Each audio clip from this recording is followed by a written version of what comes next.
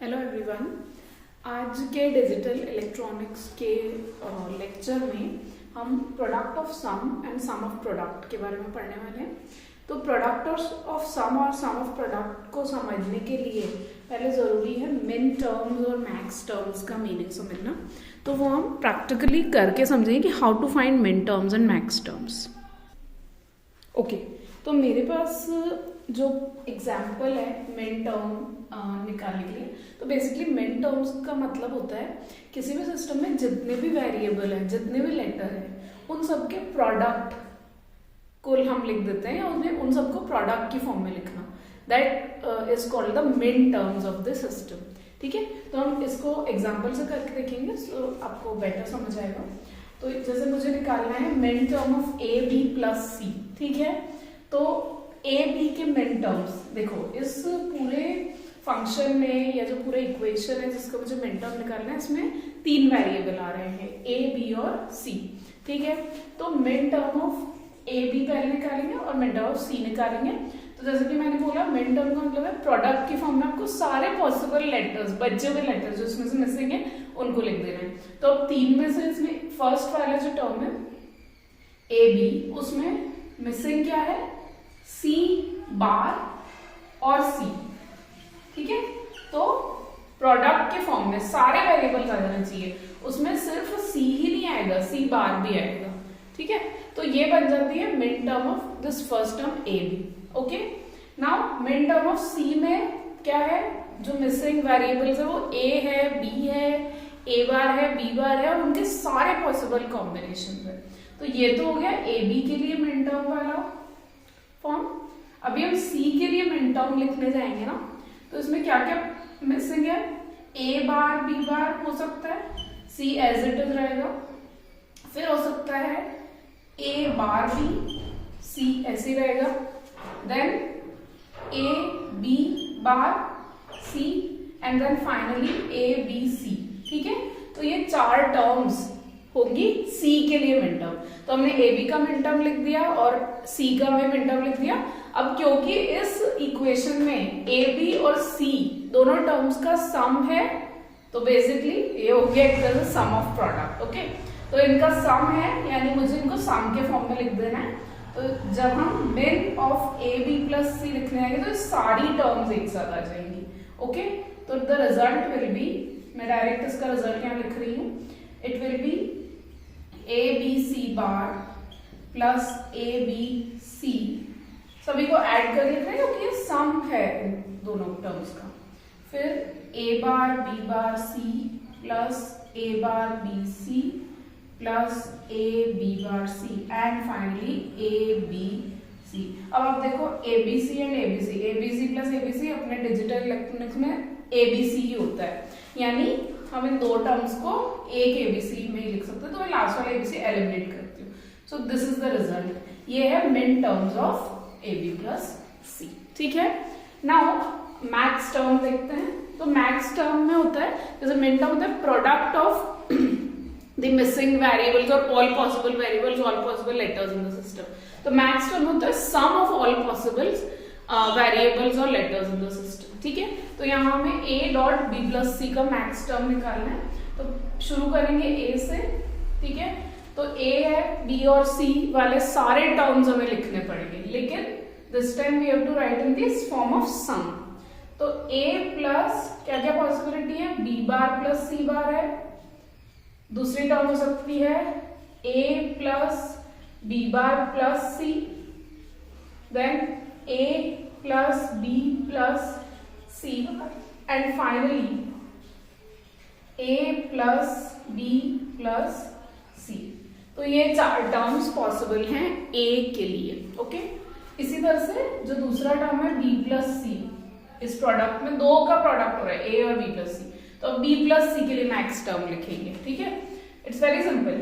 तो एक तो हो सकता है मिसिंग में A ही है, तो A के में दो टर्म आ सकते हैं, A बार और A। तो पहले A बार के साथ लिख दिया B plus C को, एंड देन A के साथ भी हमने B प्लस सी को लिख दिया।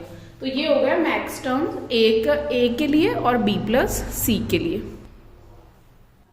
अब इन सबको कंबाइन करके लिख देते हैं। तो हमारा रिजल्ट आ जाएगा जो कि होगा max A dot B plus C, max term of A dot B plus C. ठीक है, तो इसमें भी क्या है, इसमें भी आपको क्योंकि सम है तो इन सारे सम का प्रोडक्ट, तो ये हो गया प्रोडक्ट ऑफ सम। वो हम आगे इन पार्ट्स पर आएंगे, इन टॉपिक्स पर, तो वो इसी से है, बेसिक है ये मिनटर्म मैक्सिमम, ये आपको निकालना आना चाहिए। तो जस्ट हमें क्योंकि इन दोनों का प्रोडक्ट हो रहा है तो हमें इन सारे मैक्स टर्म्स को प्रोडक्ट की फॉर्म में लिखना है।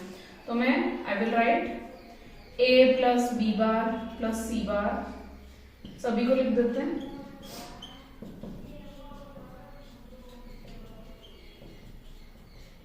प्रोडक्ट की फॉर्म में A plus B plus C, एक और A plus B plus C आ रहा है, बाद में इसको एलिमिनेट कर देंगे हम, and A plus B plus C.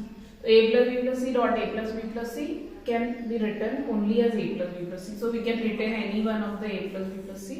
So finally this is the result of max term of a dot b plus c. तो इस तरह से हम किसी भी इक्वेशन किसी भी फंक्शन का मिन और मैक्स टर्म निकाल सकते हैं। तो बेसिकली प्रोडक्ट ऑफ सम और सम ऑफ प्रोडक्ट भी यहीं से आता है। अगर आप मिन टर्म्स क्या है, सारी टर्म का प्रोडक्ट है ना, तो आप इन सारी टर्म के प्रोडक्ट का सम कर रहे हो। ठीक है, फाइनली किसी का भी मिन टर्म टोटल निकालने के लिए, तो ये क्या हो गया, sum of product, sum of product, इसको हमने SOP कहा है। एंड मैक्स टर्म में क्या हो रहा है, सभी सम है, मैक्स टर्म सम की फॉर्म में, उनका प्रोडक्ट कर फाइनल रिजल्ट लिखने के लिए, तो ये हो जाता है प्रोडक्ट ऑफ सम। ठीक है, तो अगर डेफिनेशन ही यही है, प्रोडक्ट ऑफ सम की डेफिनेशन है कि आप सारे मैक्स टर्म को प्रोडक्ट निकाल लो, मैक्स टर्म का प्रोडक्ट निकाल लो, वो कहलाता है प्रोडक्ट ऑफ सम। और फिर हम उसको कार्नो मैप में प्लॉट कर सकते हैं। कार्नो मैप हम आगे आने वाले लेक्चर में पढ़ेंगे। ठीक है, तो फिलहाल प्रोडक्ट ऑफ सम की डेफिनेशन यही है, हमने प्रोडक्ट ऑफ सम फॉर्म में ही लिखा है। ओके, और इसी तरह से सारे प्रोडक्ट्स हैं, सारे मिन टर्म्स हैं, मिन टर्म्स का सम वो कहलाता है सम ऑफ प्रोडक्ट, क्योंकि मिन टर्म प्रोडक्ट की फॉर्म होती है, उनका सम ऑफ प्रोडक्ट, मैक्स टर्म सम की फॉर्म में होती है, उनका प्रोडक्ट, तो प्रोडक्ट ऑफ सम। सो इस इन्हीं को प्रोडक्ट ऑफ सम और सम ऑफ प्रोडक्ट कहा जाता है। अब हम एक एग्जाम्पल सॉल्व करेंगे कि अगर हम एक डिजिटल सर्किट की ट्रूथ टेबल दी हुई है तो उसका प्रोडक्ट ऑफ सम और सम ऑफ प्रोडक्ट से कैसे सॉल्व करते हैं। So let us see an example. Okay, तो हमको ये ट्रूथ टेबल भी रखी है। ठीक है, इसमें 3 इनपुट ABC है और आउटपुट Y दिया हुआ है। This is given to us, और हमें बोला गया इस क्वेश्चन में कि write the sum of product form and product of sum form, okay, for the given truth table. आपको इस ट्रूथ टेबल के लिए सम ऑफ प्रोडक्ट और प्रोडक्ट ऑफ सम फॉर्म लिखनी है ना। तो देखो, अब ये ध्यान रखने की बात है कि जब आपको सम ऑफ प्रोडक्ट फॉर्म लिखना है, सम ऑफ प्रोडक्ट मतलब हमें मिन टर्म्स लिखनी है, मिन टर्म प्रोडक्ट की फॉर्म होती है, और उनको ऐड कर देना है तो सम ऑफ प्रोडक्ट हो गया। और प्रोडक्ट ऑफ सम लिखना है मतलब प्रोडक्ट ऑफ सम यानी मैक्स टर्म्स सम की फॉर्म में होती है, और फिर उनका प्रोडक्ट करके लिख देना, जैसे अभी हमने पिछली एक्सरसाइज में किया था। तो पहले SOP यानी सम ऑफ प्रोडक्ट फॉर्म देख रहे हैं, वो सारे कॉलम्स देखो, वो सारे इनपुट देखो जिसके लिए आउटपुट 1 मिलता है। सम ऑफ प्रोडक्ट निकालने के लिए आपको सारे कॉलम देखना है जिसमें आउटपुट 1 मिल रहा है। अब इन सबकी मिन टर्म लिख लो जिनके लिए आउटपुट 1 मिल रहा है। ठीक है, कि कौन कौन सी मिन टर्म के लिए आउटपुट 1 मिल सकता है। जैसे कि मुझे मिल रहा है फर्स्ट वाले में 1 आउटपुट, तो 1 आउटपुट है, और क्योंकि प्रोडक्ट फॉर्म में, प्रोडक्ट यानी एंड ऑपरेशन, और एंड ऑपरेशन का मतलब होता है कि जब सभी 1 होंगे तभी आउटपुट 1 मिले। यानी कुल मिला के सम ऑफ प्रोडक्ट फॉर्म या मिन टर्म लिखते टाइम हमें ये ध्यान रखना है कि सभी इनपुट को ऐसे लिखो कि वो 1 हो जाए, उस फॉर्म में लिखो कि 1 हो जाए, तभी आउटपुट 1 मिलेगा, क्योंकि प्रोडक्ट का मतलब होता है एंड ऑपरेशन। सिंपल सी बात है। ठीक है, तो पहले मैं A वाला सॉल्व कर रही हूँ। सोल्यूशन इसका है, A वाले को सॉल्व करना है, यानी मैं मार्क कर लेती हूँ 1 2 3 और 4, इन 4 कॉलम को मुझे आउटपुट 1 बनाना है। ऐसे कॉम्बिनेशन बनाने A B और C के कि आउटपुट 1 मिले, और क्योंकि प्रोडक्ट है एंड ऑपरेशन है तो तीनों का 1 होना जरूरी। अब ये तो तीनों 0 है, तो इसका मतलब क्या है, ए बार बी बार सी बार, ए बार 1 हो जाएगा, बी बार 1 हो जाएगा, सी बार 1 हो जाएगा, तो आउटपुट डेफिनेटली 1 मिलेगा। तो इसके लिए जो मिन टर्म होगी फर्स्ट कॉलम के लिए होगी A bar B bar C bar, which is the possible condition for output 1। Next column देखते हैं, इसमें 1 मिल रहा है। इसमें ये दो तो ऑलरेडी 1 है, इसको हमें 1 बनाना है, उसके लिए हमें क्या लिखना पड़ेगा, ए बार, क्योंकि ये 0 है, ठीक है। तो ए 0 है तो ए बार 1 होगा, तो ए बार बी और सी ऑलरेडी 1 है, तो अब ए बार भी 1 हो, ए बार करने से 1 होगा, तो 1 1 1 आउटपुट डेफिनेटली 1 मिलेगा, क्योंकि प्रोडक्ट है, एंड ऑपरेशन है, एंड ऑपरेशन की कंडीशन ही यही होती है, हमने पिछले लेक्चर्स में समझा हुआ है, पढ़ा हुआ है कि एंड ऑपरेशन का मतलब ये होता है कि जब सभी इनपुट 1 होंगे तो ही आउटपुट 1 मिलेगा, ठीक है। तो ए बार बी सी पे आपको अगेन 1 मिल जाएगा। देन ये वाला देखते हैं, इसमें भी आउटपुट 1 मिल रहा है, उसके लिए ए और सी तो ऑलरेडी 1 है, लेकिन बी 0 है, तो बी को 1 बनाने के लिए बी बार सी, तो ए बी बार सी पे आपको आउटपुट 1 मिल रहा है। And then finally the last one, इसमें तीनों ही 1 है, यानी as it is A B C will give you output 1। तो ये हो गई है min terms for this truth table.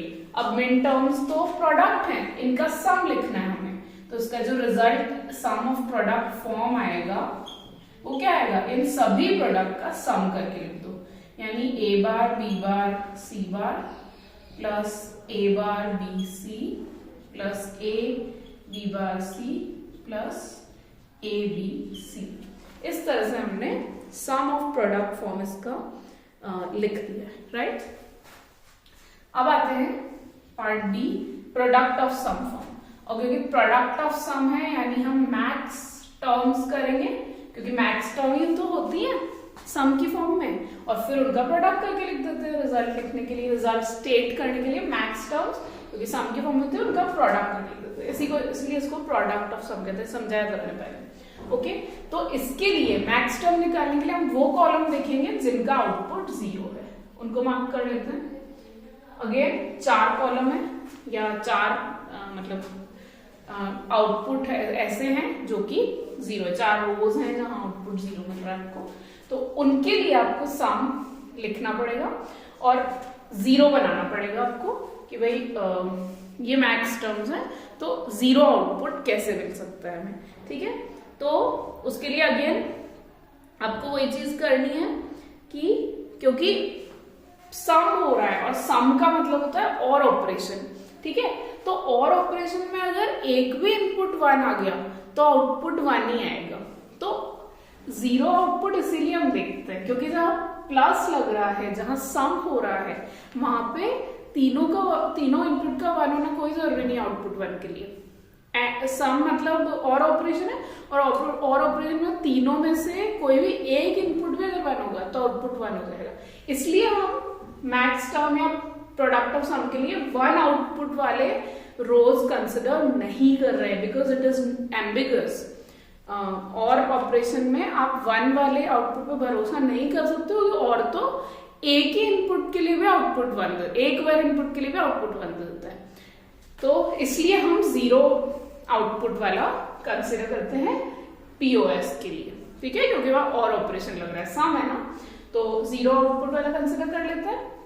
यानी आपको 0 वाले साथ देखना और सभी को अगेन, क्योंकि सभी इनपुट 0 होंगे तभी आउटपुट 0 होगा और ऑपरेशन में, तो आपको सबको 0 बनाना है, ठीक है। तो जैसे हमने यहाँ किया था सेम प्रोसीजर फॉलो करना है, जिसमें जैसे फर्स्ट वाला इसमें 0 आउटपुट आ रहा है पर एक इनपुट 1 है, तो ये भी 0 होना चाहिए, और ऑपरेशन है, ऐड करके लिख रहे हो आप।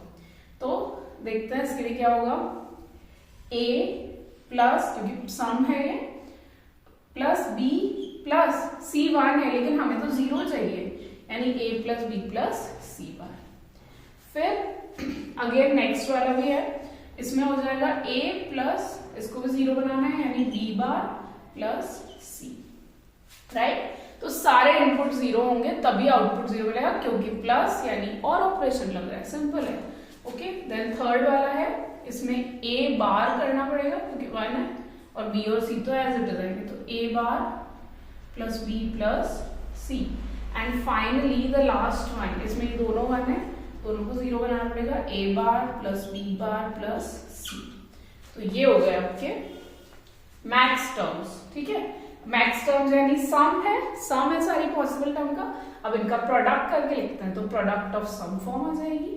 तो इसकी प्रोडक्ट ऑफ सम फॉर्म अगर मैं लिखूं that will be a plus b plus c bar dot product की फॉर्म में लिखा है ना, तो सारी टर्म्स का प्रोडक्ट करके लिख दो, plus a bar plus b plus c dot a bar plus b bar plus c। ठीक है, एक बार इसके लिए। Okay, so this is how we find the sum of product and product of sum form for any given truth table. Okay, so this exercise is for you to solve. You try to find sum of product and product of sum for this truth table. ये second question या second exercise है. So you can try and solve and let me know the answer in the comments. What answer you're getting. And if you wanted solution, let me know in the comments too. That's it for today. Thank you.